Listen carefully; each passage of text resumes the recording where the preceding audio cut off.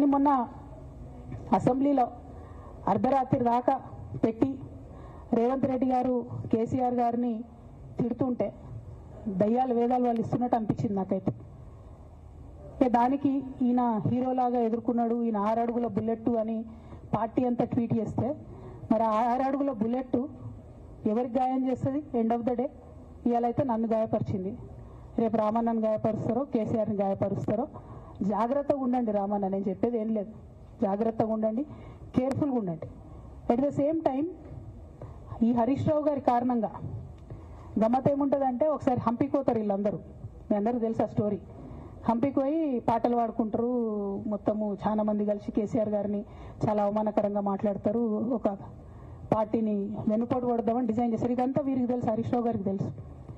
నేను ఆ రోజు సాక్ష్యం ఉన్న హరీష్ అన్న వచ్చి లిటరల్లీ రామన్న చేతులు పట్టుకొని, అరే మామయ్యకి ఎప్పుడు సింక్ ఆర్ సేల్, నేను మామయ్యతోనే ఉంటా అని చెప్పి అక్కడ మాట్లాడుకున్న వాళ్ళందరినీ పెద్దసారి దగ్గర అవుట్ చేసిండి. ఆ తర్వాత పర్యవసానంలో ఈటల రాజేంద్ర అన్న బయటికి వెళ్ళడం. ఈ మహానుభావుడు వల్ల జగ్గారెడ్డి దగ్గర నుంచి మొదలు పెడితే, చెరుకు శ్రీనివాసరెడ్డి ముత్యంరెడ్డి అన్న కొడుకు దగ్గర నుంచి మొదలు పెడితే, రఘునందన్ రావు గారు, మైనంపల్లి గారు, విజయశాంతి గారు, విజయరామారావు గారు, ఆయన పాత పెద్ద ఆయన ఉండే ఈటల రాజేందర్ గారు, వీళ్ళందరూ పార్టీలోకి వెళ్ళి పోయిండ్రు కదా, పోలేదా? ఇవన్నీ హరీషన్న చేసినాయి కదా. ఆనాడు దుబ్బాక ఉప ఎన్నిక ఎందుకు ఓడిపోయినాం? దుబ్బాక ప్రజలకు ఇప్పటికి కూడా గుర్తుంటుంది. వాళ్ళందరూ ఒకటే మాట చెప్తారు, ఈయన సిద్దిపేటకు తప్ప రూపాయి రానియాడు దుబ్బాకకు, ఈయన వచ్చి ప్రచారం చేసిండు కాబట్టి మేము ఓటేయాలని ఓపెన్గా చెప్తారు ఆనాడు ఎన్నికలలో. దానికి ఏం రాపించుకుంటాడు ఈయన పేపర్లలో? ఒంటరి పోరాటం చేసి ఓడిన హరీష్ రావు. అసలు ఓడిపోయిందే మీ వల్ల కదా. మీరు మీడియా మేనేజ్మెంట్లో సూపర్, అలా డౌట్ ఏం లేదు. రామన్న యూట్యూబ్లు మేనేజ్ చేసి, మెయిన్ స్ట్రీమ్ మీడియా మేనేజ్ చేస్తాడు అంతే, అంతకుమించి వేరే ఏం లేదు. నేను రామన్నని రిక్వెస్ట్ చేస్తున్నా, మీరు కూడా ఆ స్కిల్ నేర్చుకోండి అన్న.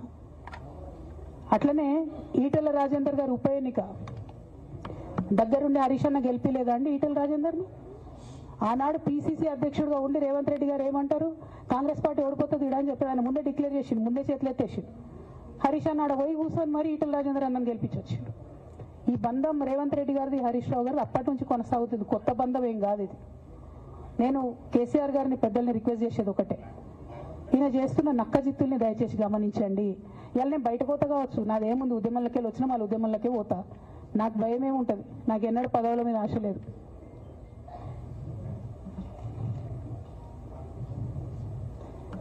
పార్టీ నుంచి వచ్చిన ఎమ్మెల్సీకి స్పీకర్ ఫార్మాట్లో చైర్మన్ గారికి నేను పంపుతా ఉన్నాను రాజీనామా పత్రాన్ని.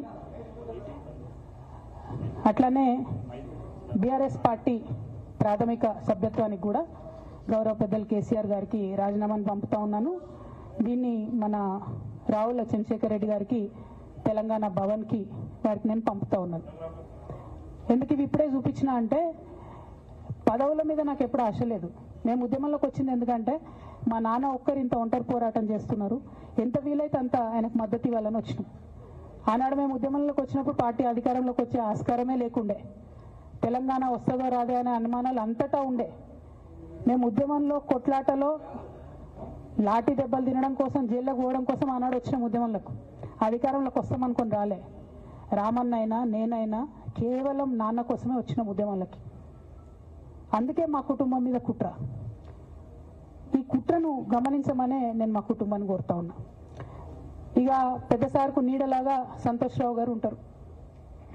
ఇక సంతోష్ రావు గారి గురించి 2 నిమిషాలు చెప్తా, అంత పెద్ద సీనున్న మనిషి కాదు కానీ చెప్పాలి. ఎందుకంటే కూరల ఉప్పు ఎట్లుంటుంది ఈయన అట్లా అన్నట్టు, ప్రతి దాంట్లో చెడగొట్టడానికి కొంచెం ఉండాలి కదా, అట్లాంటి వాడు కాబట్టి చెప్పక తప్పదు ఈయన గురించి.